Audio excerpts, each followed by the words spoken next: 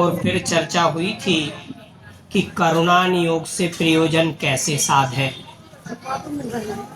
विषय तो आगे का कि करुणा नियोग के माध्यम से हम अपना मोक्ष मार्ग कैसे साधें, उसको आगे बढ़ाने का था। पर आप सब लोगों का अतिशय युक्त उत्साह देख करके मन में ऐसा लगा कि देव शास्त्र गुरु भगवान के प्रति तो हमारी श्रद्धा और भक्ति पवित्रता की ओर है, और वास्तव में सुखी होने का जो उपाय हमारे आचार्य भगवंतों द्वारा प्ररूपित किया गया है उससे हम ना चूके।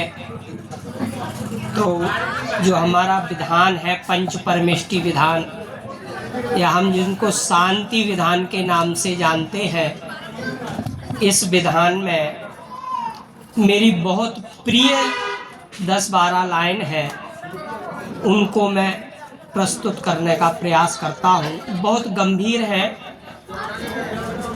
समझ लो। जो मैंने कल कहा था कि किसी की आयु का कोई भरोसा नहीं है, क्षण भर का, किसी की माने अपनी भी, किसी की माने किसी की नहीं, मेरी अपनी आयु का क्षण भर का भी भरोसा नहीं है। उदाहरण भी मैंने बताया था।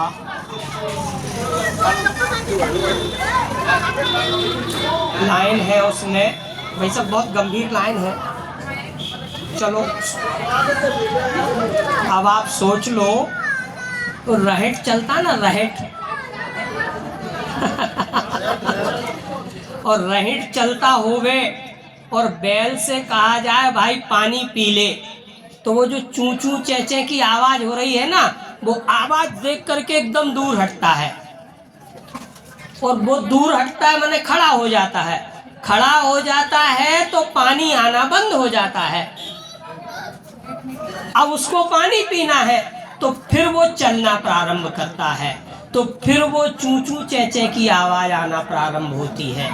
तो उस बैल से उसका मालिक कहता है, देख भैया, इस चू चू चेचे की आवाज में ही यदि तुझे पानी पीना है तो पी ले, अन्यथा तो प्यासा रह जाएगा। ऐसा ही समझना अपनी स्थिति कि इस चू चू चेचे की आवाज में ही माँ जनवाणी का श्रवण करना है तो कर लेना, अन्यथा ये भाव भी व्यर्थ चला जाने वाला। क्या है लाइन? संचिता भव वासना का अंत करना चाहिए, अवकसाई भाव को संपूर्ण हरना चाहिए। अब बोलो यहाँ मैं क्या कहूँ? भाई साहब, संचिता, संचिता माने क्या? एक ही शब्द है, पर्याप्त। संचिता माने हमने इस भव में, मैं अनादि की बात नहीं करता हूँ, क्योंकि हमें इस भव में मौका मिला है, तो इस भव में हमने जो सुखी होने के उपाय सोच रखे हैं उनका निर्णय करना। संचिता माने उत्पन्न किए हुए, संचित किए हुए। तो क्या सोचा हमने? बस ये तीसरी मंजिल मकान की पूरी हो जाए, मेरा काम खत्म, बच्चे का विवाह हो जाए, मेरा काम खत्म, बिटिया अच्छे घर में चली जाए, मेरा काम खत्म। बस 2-3 महीने की बात और है, ये कर्ज चुक जाए और मेरा काम खत्म। क्यों साहब? ये ऐसा कौन सा काम है आपका? नहीं तो कौन सा काम पूरा करें कि हम सुखी हो जाए? संचिता भव वासना, इसको कहते हैं संचिता भव वासना। माने हमने स्वयं के द्वारा अपने भव को बढ़ाने की प्रक्रिया प्रारंभ करी है,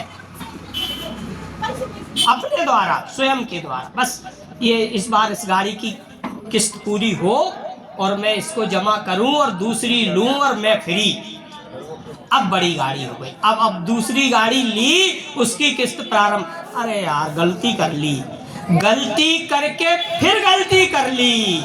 माने हम स्वयं जिन परिणामों के माध्यम से अपना संसार बढ़ा रहे हैं उनको कहते हैं संचिता भव वासना। कौन सी इच्छा है, कौन सी इच्छा है बताओ ऐसी कि जो पूरी हुई हो और हमारी दूसरी इच्छा उत्पन्न नहीं हुई। थोड़ा आगे बढ़े, कैसा कि वो इच्छा हमारी पूरी हो गई हो, क्या मकान भी बन गया, बिटिया की भी शादी हो गई, बेटा की भी शादी हो गई, और अब हम क्या करें, बस फ्री हैं। अरे फ्री कहाँ है पंडित जी, बीमार रहने लगे। ये लो, हम तो ये 3 काम करके सुखी होने का प्रयास कर रहे थे और अब हम बीमार रहने लगे। अरे बेटा विदेश में था, वेल सेटल था और उसका फोन आया, मैं वापस लौट रहा हूँ, अब नई समस्या, सास बहू की नहीं बनती। ये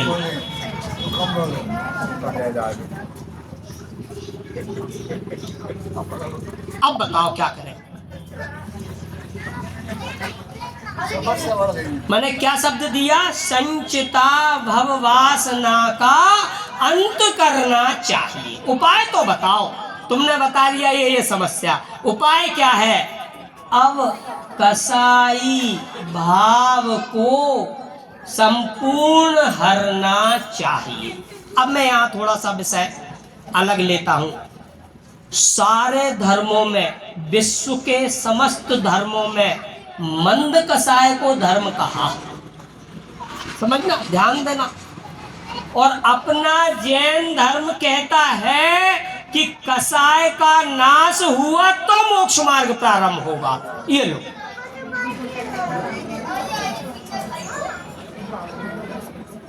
पंडित जी मंद कसाय बुरी है क्या, ये मैंने नहीं कहा। देखो मंद कसाय बुरी नहीं है, पर एक कसाय को दबा करके दूसरी कसाय को तीव्र कर लेना। कैसी, बहुत तेज क्रोध आ रहा हो, बहुत तेज क्रोध आ रहा हो। अरे 4 लोग क्या कहेंगे, बाजार में खड़े हैं, सफेद कपड़े पहने हैं, अभी थोड़ी देर पहले भगवान जी का अभिषेक किया है, मुझे शांत रहना चाहिए। 4 लोग क्या कहेंगे, इसलिए शांत रहना चाहिए। अर्थात तेरी कसाय की मंदता नहीं है, दूसरी कसाय के 4 लोग क्या कहेंगे, लोभ कसाय की तीव्रता है। और हमने क्या किया, एक मंद करी और दूसरे में काम बनाया। अनादि काल की यही व्यवस्था है, आज की नहीं है।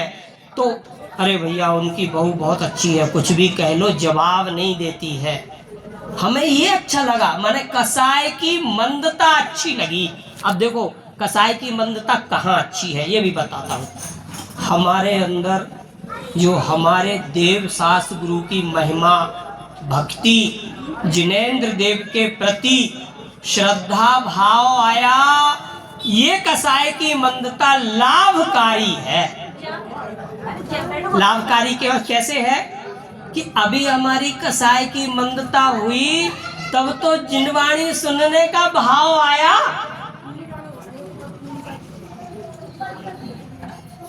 कसाय की तीव्रता वाले के तो सिर में दर्द हुआ और वो उठ के चले गए, जिनकी चाय का टाइम हुआ और वो उठ के चले गए, जिनको नाश्ते का विकल्प हुआ वो उठ के चले गए, उनकी तो तीव्रता है, उस तीव्रता में तो काम बनने वाला है ही नहीं। पर यदि मंद कसाय होते हुए भी हमने जिनवाणी और देवशास्त्र गुरु की शरण नहीं ली तो हमारा भी काम बनने वाला नहीं है। तो क्या करना, कसाय तीव्र रखे, ये कब कहा। कसाय तो मंद और मंदतम रखना है, परंतु देव शास्त्र गुरु की शरण पूर्वक। क्या लिखा, संचिता। सोचो हमारे जो भी विकल्प हैं, जो भी विचार है, तो क्या करें, हम क्या करें, समझ में नहीं आया। मकान बेच दें, दुकान बेच दें। अरे मकान दुकान बेच के जो धन आएगा उसका क्या करोगे? बोले हमारे पास कोई परिग्रह नहीं है। क्यों? क्योंकि अंतरंग और बहिरंग परिग्रह में धन नाम का कोई परिग्रह नहीं है। ये लो, हम तो वो अंतरंग 14 और बहिरंग सारे परिग्रहों के ग्रहण के भाव को परिग्रह कहते हैं। उन चीज का ग्रहण ही नहीं है तो परिग्रह कहाँ है? वो अलग जाएगी बात। अब कसाई भाव को संपूर्ण हरना चाहिए। नीचे की लाइन में उपाय लिखा है। उपाय में उसमें 2 प्रकार के हैं।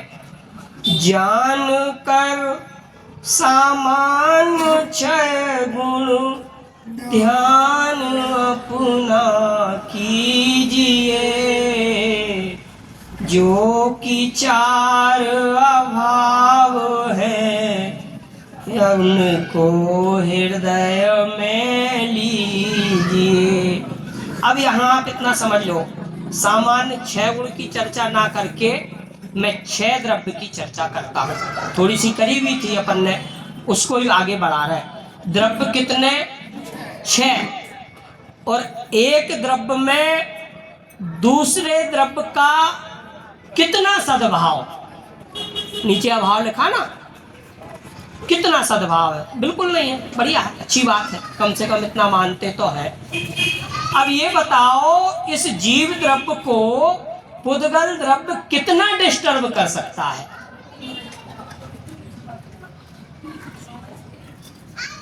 धर्म द्रव्य और अधर्म द्रव्य की तो दिन रात लड़ाई होती होगी कि तू रुकने देता है और मैं चलने नहीं देता।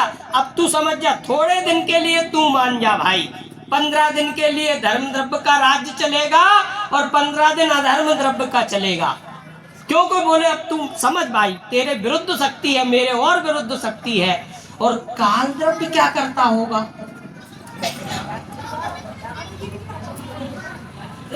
बोले आज मैं किसी को परिणमाने वाला नहीं हूं। परिणमन में सहाय होता ना काल द्रव्य, तो आज तो बोले मेरा मन किसी को परिणमाने का नहीं है, सब जो भी जैसा भी हो। तो क्या द्रव्य का परिणमन रुका है?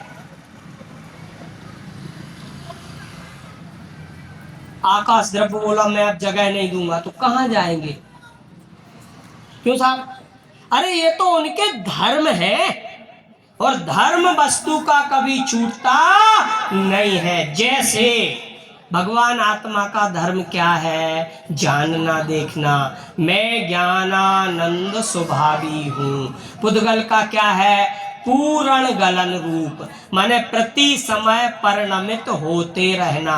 बोले नहीं नहीं पंडित जी, देखो कारीगर आया, मजदूर आया, मसाला बनाया, ईंट लगाई और ये देख लो हमने बदल दिया ना पुद्गल का परिणमन।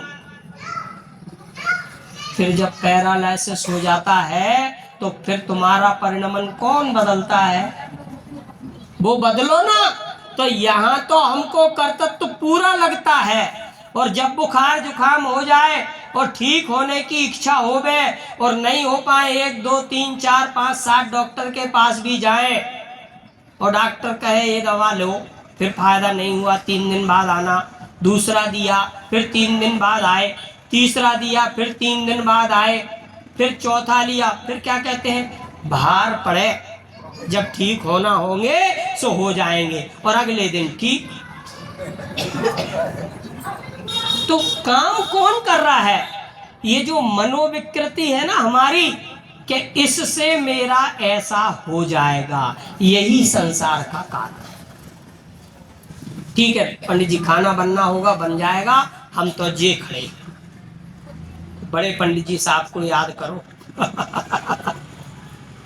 कि योग्य समय में, योग्य जमीन में, योग्य बीज डाल करके, योग्य उसकी रखवाली करके, योग्य उसका संचन करके, योग्य व्यवस्थित करके उसको उपजाना, ऐसे ही सम्यक दर्शन को उपजाना। बड़े पंडित जी साहब बड़ा गजब का मार्मिक कथन है। मैंने स्वच्छंद होने के लिए नहीं कहा कि हम तुम नहीं करना।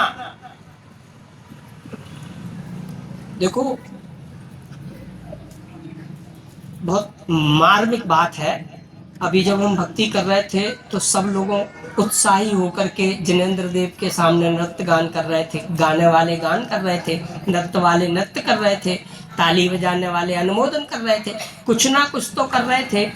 अब इन सब के पीछे देखना, आप समझना आप बात, इन सब के पीछे कौन क्या कर रहा है, भावना किसकी कैसी थी।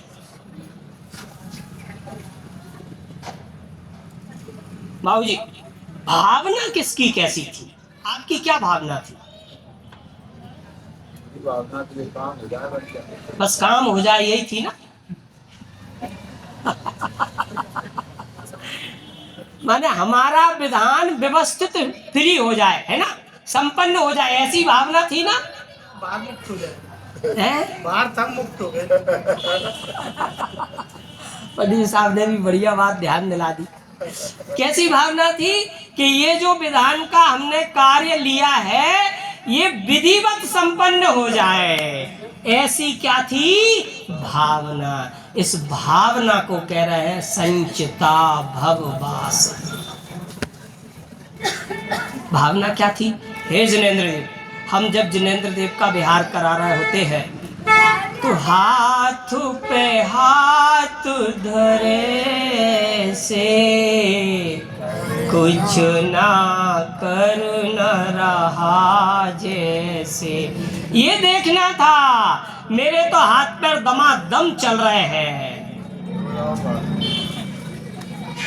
ये देखना था। दृष्टि कहाँ? नाशाग्र दृष्टि, नाक पर इधर दृष्टि थी। जग को, जग का कुछ नहीं देखना। अच्छा देखो, तीर्थंकर भगवान समोसरण में क्या देखते हैं? 3 लोक और 3 काल की संपूर्ण पर्याय एक समय में झलकती हुई भी वे उन्हें नहीं देखते। गजब! वे क्या देखते हैं?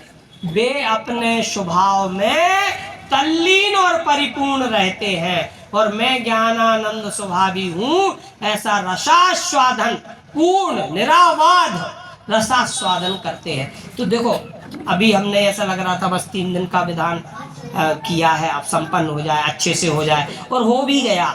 भगवान की आराधना में काहे का विघ्न? समझना आप बात को। लाइट चली जाए तो हम बिना लाइट के भी कर लेवे, टेंट वाला टेंट उखाड़ ले जाए तो हम बिना टेंट के भी कर लेवे, माइक बंद हो जाए तो हम बिना माइक के भी कर लेवे। हमें तो भगवान की भक्ति करना है। तो भक्ति करने के लिए क्या तामझाम जोड़ना, म्यूजिक वाले भी बुलाना, माइक वाले भी बुलाना, किनको बुलाना? ये सामूहिक भक्ति की प्रक्रिया थी। अब सामूहिक कार्य तो संपन्न हुआ, अब व्यक्तिगत क्या कार्य संपन्न हुआ, मुझे ये बताओ। हमने कितना लाभ लिया? देखो, अब ठीक है, आपके विशुद्ध परिणामों की हम बहुत बहुत बहुत अनुमोदना करते हैं, परंतु ये जो मैंने पहले दिन कही थी, पहले प्रवचन में, कि हमारे इतने पर्याप्त पुण्य का उदय है कि एक और कण भी हमें पुण्य का नहीं चाहिए। काय के लिए? अपने आत्मा के कल्याण करने के लिए। तो अब इससे क्या हुआ? हमारे तो 3 दिन का विधान बहुत अच्छा हो गया, संपन्न हो गया। जिनवाणी भी सुनी, सब लोग मनोयोग से जुड़े, भाव से जुड़े, पर लाभ क्या हुआ? बोले पंडित जी पुण्य बंध गया, ये तो हमारे पास पहले से था।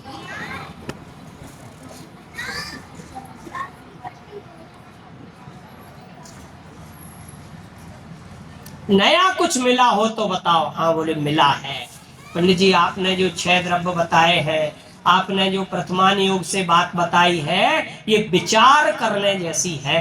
क्या विचार करने जैसी है?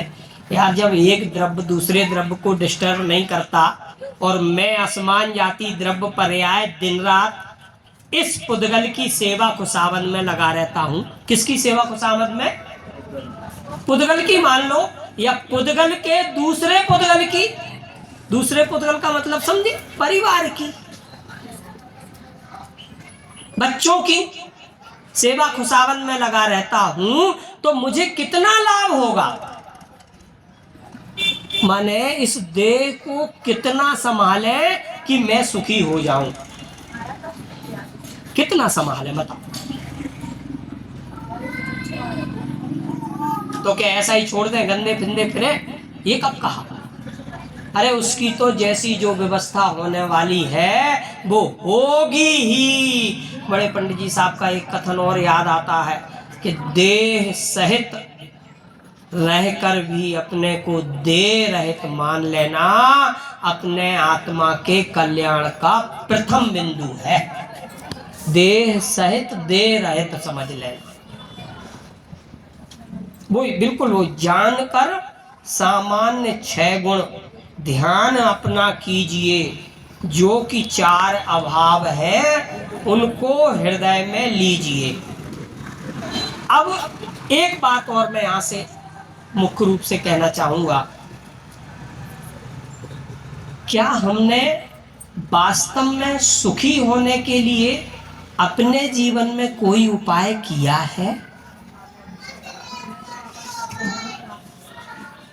क्या कहा, प्रश्न समझना। क्या मैंने मेरे जीवन में सुखी होने के लिए कोई उपाय किया है? हाँ किया है। क्या किया? बोले प्रतिदिन उठ करके मंजन करता हूँ ताकि मुंह में से बदबू ना आए। ठीक है, अच्छी बात है। और फ्रेश होने भी जाते हैं, नहा धो करके जिनेंद्र देव की पूजन पाठ करते हैं, आधा घंटे स्वाध्याय भी करते हैं, फिर भोजन करते हैं, दोपहर में चाय लेते, जो भी आपकी दिनचर्या है, मैं उसको डिस्टर्ब नहीं करना चाहता। अब जो हमने कार्य किए हैं क्या यह सुखी होने के उपाय हैं?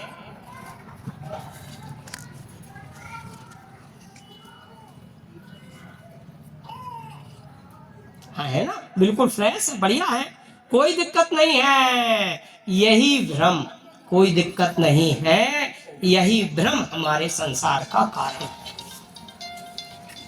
मैंने कल कहा था कि क्या कभी हमें ऐसा लगा कि हम मुनिराज की इतनी भक्ति करते हैं, ऐसी भावना आती है, उछलते हैं उनका नाम सुन के कि मुनिवर आज मेरी कुटिया में, कितना हृदय रोमांचित होता है। क्यों होता है? वो भी तो हमारे जैसे ही है। आखिर ऐसा क्या किया उन्होंने, बताएं क्या किया? उन्होंने अपने सारे भ्रम छोड़ दिए। बड़े सरल शब्दों में कहा मैंने, उनने सारे भ्रम छोड़ दिए। काय के भ्रम? कि मेरे नहाने में, मेरे खाने में, मेरे मकान में, मेरी दुकान में, मेरे कपड़ों में, मेरे रिश्तेदारों में सुख है, ऐसा भ्रम उनने छोड़ दिया है। अब थोड़ी सी अंदर की बात भी कर ले कि जब इस जीव के 3 कसाय चौकड़ी के अभाव रूप दशा होती है तो मुनि धर्म स्वतः ही अंगीकार हो जाता है। तो बोले पंडित जी ठीक है, हमारे भी जब 3 कसाय चौकड़ी का अभाव होगा तो हम भी ऐसा ही करेंगे। 3 कसाय चौकड़ी का जब अभाव होगा तो हम भी ऐसा करेंगे। पर भैया 3 कसाय चौकड़ी के पहले 1 कसाय चौकड़ी का तो अभाव कर लेंगे, कोई दिक्कत नहीं है। अरे कर लेंगे तो उसका प्रयास तो कर, वो भी कर लेंगे। कब? अभी तो पंडित जी थोड़े से कमाने खाने के दिन हैं, उसके बाद कर लेंगे। तुझे समय मिलने वाला है, कैसे होगा? बस समझ लो समय भी हुआ जा रहा है, बात भी समाप्त करनी है। कैसे होगा? ये निर्णय हमें स्वयं को करना होगा। जैसे अपना 10-12 लोगों का परिवार हो ना, उसमें कोई सदस्य मंद कसाई होता है, कोई तीव्र कसाई होता है। जैसे शाम का समय हो और ऑफिस से या दुकान से भोजन करने के लिए घर का मुखिया आता है, तो दिन भर घर कैसा भी फैला हुआ हो, उस समय व्यवस्थित हो जाता है ना, अपने आप सब सामग्री यहाँ वहाँ रख दी जाती है। तो हमने कुछ व्यवस्था करी कि नहीं करी? करी है। किस वजह से? अगर नहीं करेंगे तो सामने वाला गुस्सा होगा, और अगर एक दो बार फैला देख लिया ऐसा सामान बिखरा हुआ और गुस्सा नहीं हुए तो अगली बार व्यवस्थित रखा मिलने वाला है क्या? नहीं मिलेगा। ये मानसिकता होती है। सामने वाले ने अपनी कसाई तो मंद की है और तुमने अपनी कसाई तीव्र की, कोई कुछ नहीं कहता। और हम इस मंद तीव्र के उलझन में उलझे रह करके अपना ये अमूल्य भव समाप्त कर देते हैं। कैसे हो? सम्यक दर्शन कैसे? जो 6 द्रव्य है ना, उन 6 द्रव्यों में मैं कौन हूं, जब यह जीव ऐसा निर्णय करेगा तो गारंटी से सम्यक दर्शन होने वाला ही है। अभी तो पंडित जी नहीं लगता मन, क्या करें? तो समझ लो जैसे राजा ऋषभदेव ने मुनि दीक्षा धारण करके ऋषभ मुनिराज बन गए थे, और उनके साथ में जो 4000 राजाओं ने दीक्षा ली थी, उन्होंने भी देखा दाखी ले ली थी। कोई क्या कहेगा यार कि अपने देश का राजा दीक्षा ले रहा है और तुम्हें ऐसा भाव ही नहीं आ रहा है। चलो, कई लोगों को तो हो सकता है घर से धक्का दे के निकाल दिया होगा कि तुम भी दीक्षा ले लो, तो कोई क्या कहेगा, बूढ़े पुराने हो गए हो, अब कुछ तो करो। तो उन्होंने की तो दीक्षा हुई थी, किनकी? राजा ऋषभदेव की, और इन्होंने ली थी और हुई थी का फर्क समझे? इन्होंने ली थी माने उस दीक्षा में भी अपनत्व था, ममत्व था, कर्तृत्व था, और इनकी अपनत्व कर्तृत्व ममत्व ना हो करके भ्रम रहित अपने शुद्ध भगवान आत्मा को जाना था, पहचाना था और माना था। चलो पंडित जी, अब तो काफ़ी समय हो गया, उम्र भी इतनी हो गई, अब तो बस इस बार ऐसे लग रहा है हमारे परिणाम अच्छे रहते हैं तो स्वर्ग चले जाएंगे, और फिर मनुष्य भव धारण करके अगली बार जरूर दीक्षा लेंगे।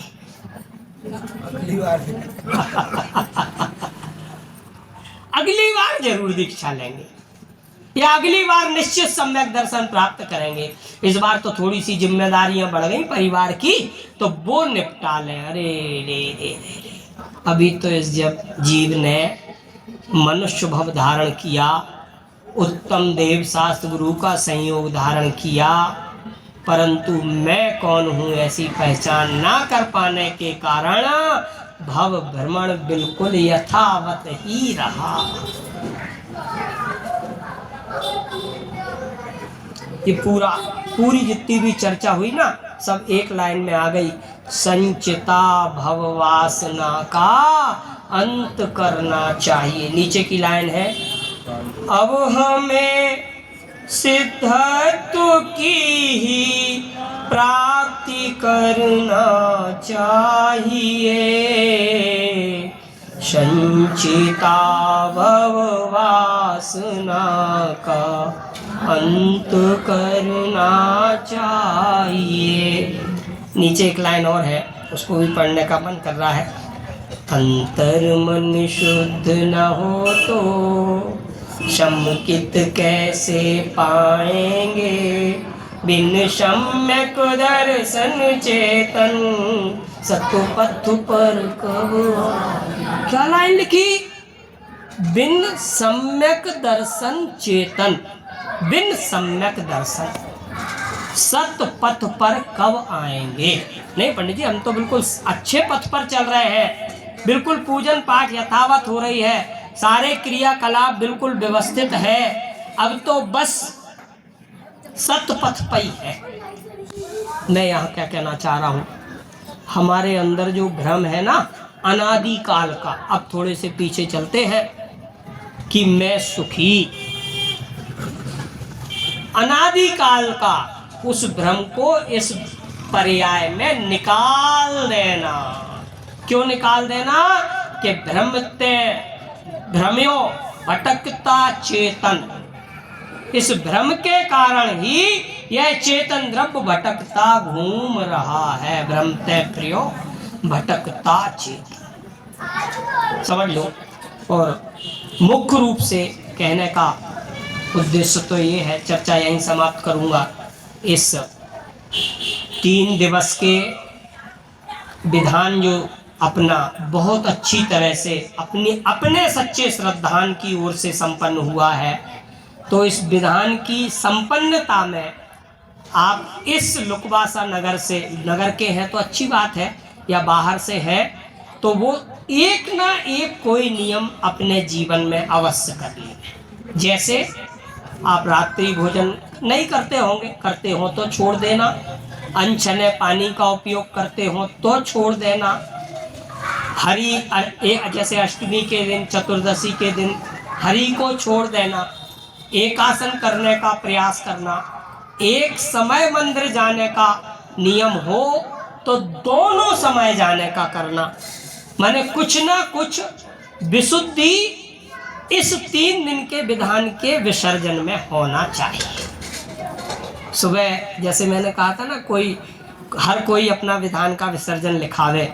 अब ये मैं दूसरी बात कहने का मन सुबह ही था, पर अब कह देता हूँ कि इस विधान के विसर्जन में हमारे जीवन में अमूल चूल विशुद्धि बढ़ना चाहिए किसी भी रूप में। और सबसे प्रमुख हम जिनको प्रमुखता देते हैं वो है स्वाध्याय। यदि आप 10 मिनट स्वाध्याय का नियम लें, ऐसा नहीं कि कोई सा भी ग्रंथ जी खोले, पढ़ा, 2 पन्ने हुए, घड़ी देखी और उठ के चल दिए, नहीं। एक कोई सा भी ग्रंथ प्रारंभ करें और उसको ही संपन्न करें।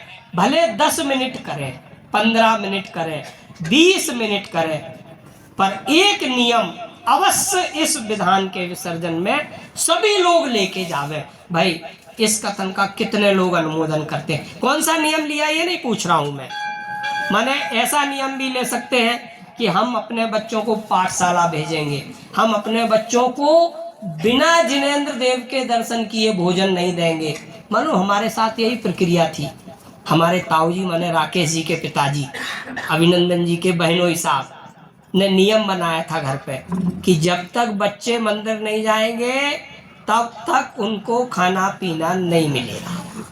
तो अब हम बच्चे थे तो गए थोड़ी दूर, माने पहले तो जाने लगे, 10-15 दिन गए, बिल्कुल नियम पक्का था, अटूट श्रद्धान वाला। अब कौन से दादाजी देख रहे तो थोड़े से चले और एक दुकान के बगल में खड़े हो गए।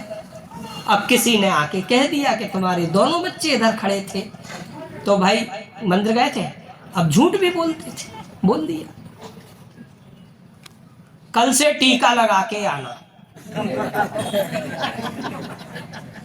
अब फंस गए। अब ठीक है, थोड़ी से टीका भी लगाने लगे। अब किसी दिन कह दे कि आज रकाबी नहीं रखी थी, मैंने वो रखा नहीं था तिलक की सामग्री, तो देख के आना कौन मिला था, हम उससे पूछेंगे। अब फंस गए। मैंने ऐसे वो ठोक ठोक के भरे हुए संस्कार। आज हमारे परिवार में 12 शास्त्री हैं। हम अगर नहीं उनके संस्कार होते तो समझ लो विसर्जित से ही थे, कर रहे होते, कहीं खड़े होते दुकान पे, कुछ भी खाना पीना चलता। मैंने स्वभाव जो भी है वो बचपन की प्रक्रिया के है। जो भाई साहब ने प्रेरणा दी थी पाठशाला की, वो तो वास्तव में अपने मोक्ष मार्ग की नींव है। नींव है, नींव पाठशाला। एक छोटी सी बच्ची, इतनी सी मेरी भतीजी है, उसको रत्नकंड इतने बराबर, उसको रत्नकंड श्रावकाचार्य जी के 36 श्लोक याद करा दिए पापा जी ने, पूरा वक्तांबर स्तोत्र, माने तमाम चीजें वो कभी नहीं भूलने वाली है। उसको हमने ठोक ठोक के देव शास्त्र का स्वरूप समझा दिया। तो एक स्वाध्याय का यदि जीवन में नियम ले, एक ये नियम भी ले सकते हैं कि हम अन्य लोगों को भी प्रेरित करेंगे। कैसा कि मान लो हमारे घर में 4 लोग हैं, बैठ गए, अपने 4 लोग बैठ गए, कोई एक अरे आ जाओ आप भी बैठो स्वाध्याय में, ऐसी प्रेरणा देना। इन विशुद्ध परिणाम, देखो लौकिक सुख सुविधाएं कहने की बात है कि पुण्य के उदय से मिलती हैं, मिल गई ना, तो हमारे अगर पुण्य भी नहीं बांधा हमने तो लौकिक सुख सुविधाएं भी कहाँ मिलने वाली हैं। पुण्य बांधने का मतलब अपना मन सदैव देव शास्त्र गुरु की आराधना, माँ जिनवाणी की साधना और अपने आत्म कल्याण की भावना वाला रहना चाहिए, कभी पाप नहीं होगा। और ऐसे ही इस विधान विसर्जन के समय में आपके द्वारा जो उत्कृष्ट नियम लिया गया है, मैंने तो मान लिया भाई कि सबने कुछ ना कुछ तो लिया होगा, और उस नियम को आगे बढ़ा करके अपने मोक्ष मार्ग में को प्रशस्त करें, देव शास्त्र गुरु की आराधना में रत रहें। निश्चित ही इस भव में नहीं तो आगामी कुछ भवों में हम निश्चित सिद्धत्व को प्राप्त करेंगे और सभी लोग इस सम्यक दर्शन प्राप्त करते हुए मोक्ष मार्ग में लगकर सिद्धत्व को प्राप्त करें। ऐसी मंगल भावना के साथ मैं अपनी बात समाप्त करता हूँ। सहजानंदी सोत स्वरूपी